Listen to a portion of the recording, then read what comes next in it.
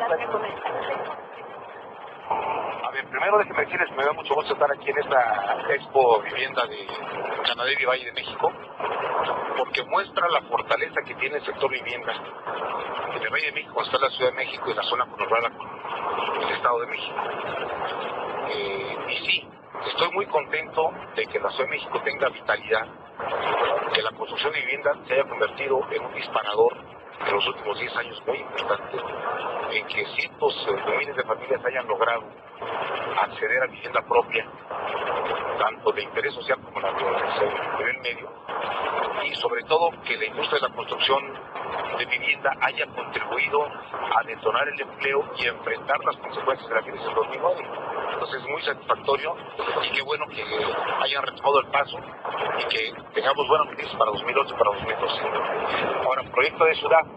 Bueno, quise venir a ver esto porque los desarrolladores de vivienda son parte fundamental de los planes de cualquier gobierno en el presente y en el futuro. Por eso el jefe de gobierno vendrá mañana aquí a esta expo y por eso yo he desarrollado una relación cercana con Canadá, con los promotores, con los desarrolladores, constructores, en materia de vivienda porque es una prioridad para la ciudad. Senador, ante la inseguridad que está viviendo en el país, de otros estados, hay mucha migración hacia el Distrito Federal. ¿Esto no está complicando un tanto la situación en cuestión de vivienda, de servicios? No, por el contrario. El tipo de gente que está llegando a la ciudad es fundamentalmente de clase media hacia arriba, que huye de la inseguridad, sobre todo en el norte del país. Toda la frontera norte está en una situación muy difícil en materia de inseguridad. Y están regresando a la ciudad muchos y están viniendo otros, o están enviando a sus hijos a estudiar a la Ciudad de México. Pero la ciudad es muy hospitalaria y está recibiendo gente de todo el país en muy buenas condiciones y creo que tiene infraestructura, tiene vivienda, tiene agua, tiene transporte, tiene centros de estudio para recibir este tipo de gente. Pero usted dijo ahorita que es fuerte de vivienda media, ¿no? Sí, y yo creo que la oferta de vivienda de interés social ha sido una oferta muy importante, pero creo que hay que llegar al momento de la renovación de vivienda. Por eso el nuevo mecanismo donde una persona puede acceder con 295,000 pesos a una vivienda de interés social de 40 metros cuadrados. Puede tomar una pareja recién casada, es lo básico para empezar, pero viene el primer hijo, viene el segundo hijo y tiene dos opciones: o construir su casa, si es casa habitación, en el caso de departamento no puede hacerlo, pero hay un nuevo mecanismo para ofertarle otro crédito en donde dé su casa o su departamento inicial a cuenta del otro crédito y poder acceder a una vivienda ya de 2 recámaras o de 3 recámaras o una vivienda media de otra naturaleza. Los nuevos mecanismos de financiamiento de la vivienda han permitido esto. Ahora ya no se estila en los créditos de vivienda que uno adquiera su primer crédito y se quede para siempre con esa casa, sino que ahora puede darla como parte del crédito siguiente, acceder a un segundo crédito y luego darla a cuenta de un tercer crédito incluso. De tal manera que puede una familia poder tener hasta 3 viviendas subiendo de calidad, de ampliación de número de recámaras, conforme vaya creciendo la familia. Eso es lo que ha permitido que ahora tengamos acceso a vivienda media más fácil. ¿Tenemos alguna cifra de cuánto es la demanda que ha crecido en cuestión de...? No tengo aquí la cifra precisa, lo tienen los expertos ahorita, pero sin duda alguna que es un crecimiento muy importante. En cuestión de lo del mapa del riesgo, ¿se está haciendo algo precisamente por parte de legisladores para que vigilen dónde se van a construir las casas nuevas? Porque hay muchas zonas de riesgo en la Ciudad de México, entonces creo que no se está llevando un control. Pero bueno, el gobierno de la ciudad tiene un mapa de riesgos muy preciso y que se ha venido cumpliendo.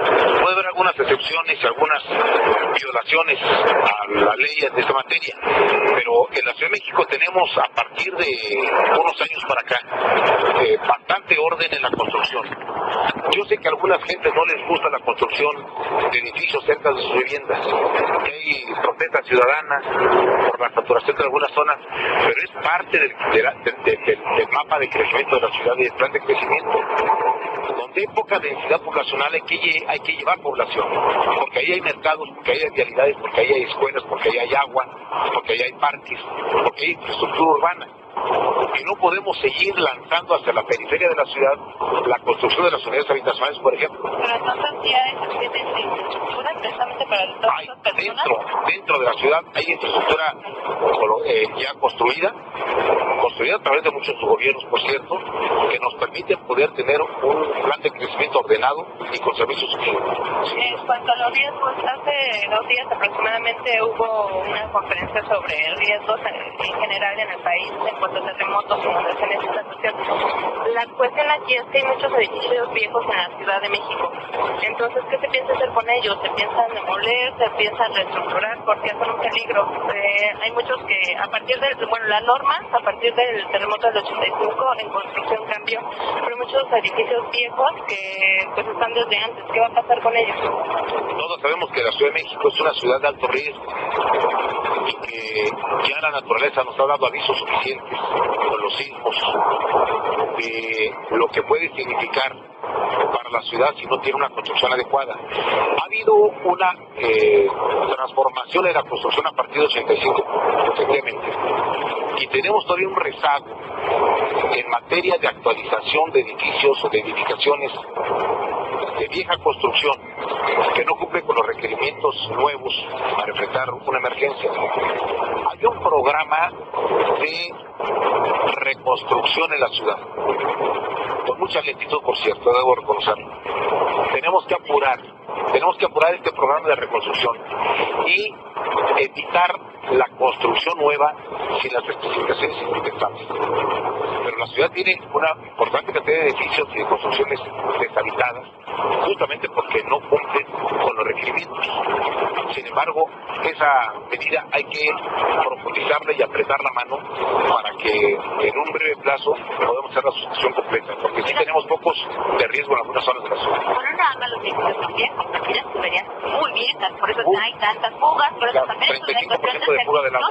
También habría que mejorarlo. Mira, yo estoy recorriendo la ciudad en esos meses, estoy impulsando la ciudad, estoy hablando con sus sectores, estoy recorriendo las delegaciones, me estoy reuniendo con grupos de especialistas.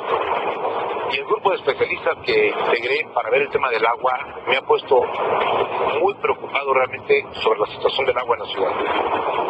Requerimos un plan integral del Valle de México, no de la ciudad, del Valle de México, con participación del gobierno federal, sin duda alguna, para en los próximos 10 años construir nuevas fuentes de abastecimiento de la ciudad y del Estado de México también al mismo tiempo, mejorar sustancialmente la distribución y la calidad del agua y taponear la fuga gigantesca que tenemos de alrededor del 35% del agua que se pierde diariamente en las tuberías y en los domicilios, por cierto. Ahí está la fuga principal. Y me parece que, además de tener nuevas fuentes de abastecimiento, debemos hacer una inversión extraordinaria, pública, y yo creo que privada también. Yo creo que el esfuerzo tiene que ser mixto, del gobierno federal, del gobierno del Distrito Federal y del gobierno del Estado de México, para enfrentar conjuntamente este gran reto. Yo adelanto una cosa. No quiero hacer futurismo, pero se lo tengo que decir. En el 2012, quien sea jefe de gobierno de la Ciudad de México no debe pensarle 2 veces si se reúne con el presidente de la República y con el gobernador del Estado de México a planear integralmente ese tema. Si yo estuviera en ese lugar, no voy a dudar. Voy a sentarme con el presidente en turno, sea quien sea, y con el gobernador del Estado de México, voy a ser electo en julio, sea quien sea, para trazar un plan conjunto, común, de inversiones, de aprovisionamiento, de conductos, de distribución, de reutilización de las aguas, en todos los sentidos, porque la ciudad no resiste y el gobierno de la ciudad está imposibilitado de enfrentarlo solo con sus recursos. Con agua dice que ellos sí hacen su labor, pero que hace falta, por ejemplo, en el caso de la Ciudad de México, que el sistema de agua realmente haga su trabajo. El sistema de agua de la Ciudad de México requiere una modernización. Yo lamento mucho que en la Asamblea Legislativa se haya puesto algunos frenos a la iniciativa del jefe de gobierno Marcelo Ebrard para constituir un organismo descentralizado con facultades plenas para manejar todo lo del agua. Hoy el organismo que tenemos está deficiente en la ciudad y la Conagua tiene razón. Tenemos que modernizar todo el sistema del agua en la Ciudad de México, pero también le diría, el gobierno federal tiene que hacerse corresponsable de todo el sistema de agua de la Ciudad de México. La Ciudad de México es la capital de todos los mexicanos, es la sede de los poderes federales. El gobierno federal tiene corresponsales aquí, el gobierno nacional también, pero incluso sin el concurso del gobierno de la Ciudad de México no lo lograríamos. No tiene que ser ustedes están hay posibilidad de colapso de situación, pero participamos bien de algo que pero por supuesto, cada vez que llueve en la Ciudad de México de manera torrencial, todos nos ponemos a temblar por lo que puede pasar y ya nos dimos cuenta ahora con la granizada, el rompimiento del tubo, el viaducto y todo lo que puede pasar. Por supuesto que la Ciudad de México puede colapsarse en un futuro. Puede colapsarse por la vía de un sismo que nos rompa todo el sistema de agua y de reconstrucción. Puede ocurrir con una gran avenida de agua que la ciudad no tenga capacidad para desalojar. Puede ocurrir con una sequía que se nos prolongue y que baje la oferta de agua para la ciudad. Si seguimos desperdiciándola como está ocurriendo, desperdiciando el 35 o hasta 40% de lo que nos llega, no hay forma de poderlo resolver eso si no tapamos las fugas. Entonces, las inversiones son fabulosas. Ya lo estoy calculando y el gobierno no puede, con su presupuesto propio, ni aún recurriendo a créditos internacionales, enfrentar solo las gigantescas inversiones que se requieren hacer, pero que además no solamente la infraestructura no solamente es en la ciudad, es en el Valle de México, incluyendo Michoacán. Viene desde Michoacán, es Michoacán, Estado de México. Tenemos que hacerlo también con Morelos y tenemos que hacerlo con Hidalgo. Entonces es integral el tema del agua, sin duda. ¿Cuánto sería la inversión? No la he calculado al 100% todavía, pero lo que me queda claro es que el presupuesto anual de la Ciudad de México es insuficiente para enfrentar eso. Pero entonces, ¿cómo es esta cuestión de que quieren hacer más vivienda en área metropolitana y el DF si no hay realmente abastecimiento ni... Aquí es una cosa. La mayor parte de la vivienda que se construye en el DF y en el Estado de México es para un mejoramiento de la calidad de vida de las familias.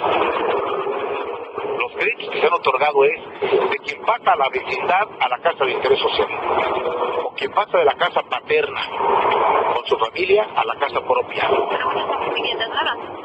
Claro, con vivienda nueva. Si el gran salto social es ese, lo que le dije ahorita, el ascenso social consiste en un muchacho que se casa y que sale de la casa paterna y en lugar de irse a un cuarto de vecindad a rentar o a un pequeño departamentito a rentar, logra sacar un crédito para sacar una vivienda aunque sea de 40 metros, como el primer paso. Mejor descentralizar la ciudad, que se fuera todavía más a las orillas, precisamente por el abastecimiento. No lo comparto, por una razón. Construir más en el Estado de México para los habitantes de la ciudad es incrementar el número de horas diarias de transporte de donde viven o donde trabajan. A mí no me gusta, de alguna manera se lo he dicho a los desarrolladores, que se hayan ido a construir en el Estado de México, en la zona periférica de la ciudad. Y me han dicho, bueno, es que hay problemas de la ciudad con permisos de construcción. Eso hay que revisarlo.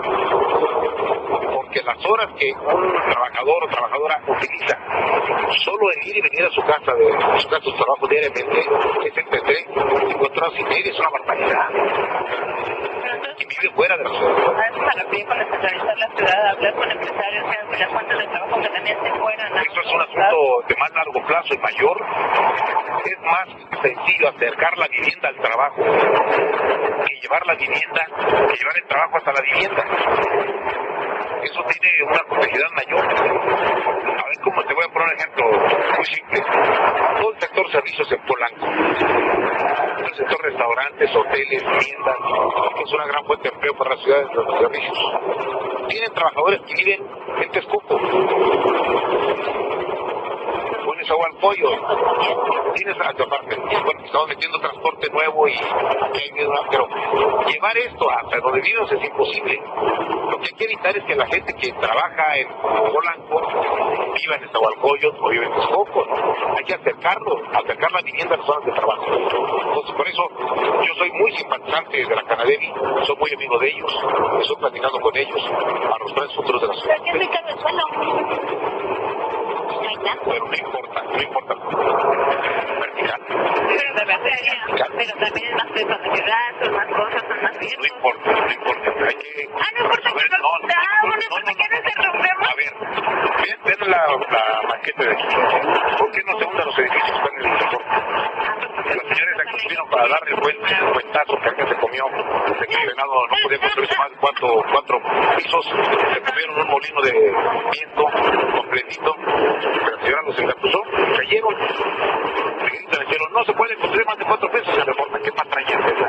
Ya vimos los edificios que están construidos ahí, claro que se puede, claro, es más caro, hay que pilotear más profundamente, hay que meter más proceso de cemento, hacer varias cosas, pero hay vivienda y aquí hay nuevas técnicas, ustedes están viendo ahorita las exposiciones, hay nuevas técnicas que se han abaratado y que han incrementado la seguridad para que la vivienda no se nos incremente el precio y podamos multiplicar la vivienda de calidad y de seguridad aquí en la ciudad. Insisto, yo prefiero acercar la vivienda a las fuentes de empleo que esperar a ver cuántas las fuentes de empleo van a recorrer esos tallados de la gente. No, a mí me queda una duda, ¿es necesario considerar la inversión de los edificios que no están en condiciones de habitar o están en una situación difícil? ¿Cuánto sería? No lo tengo cuantificado, pero lo estoy observando en mi recorrido por la ciudad. Por cada delegación donde voy, sobre toda la parte del centro, las delegaciones céntricas, veo una buena cantidad de edificios deshabitados ya, que requerimos pasar a su demolición. Ese es un primer paso, porque son riesgos. Y otros en donde están aún habitados, y la evaluación que ha hecho el gobierno de la ciudad, ponen cierto riesgo y eso tenemos que reubicarnos. Yo creo que ahí nos ha faltado un poco apretar un poco más. ¿Para que inviertan en la ciudad? Sí lo sé. El gobierno de Marcelo Ebrard ha avanzado muchísimo en eso. Hay incentivos fiscales para la construcción, para los inversionistas, para la vivienda. Hay un incentivo que ha permitido que haya un boom de vivienda en la ciudad.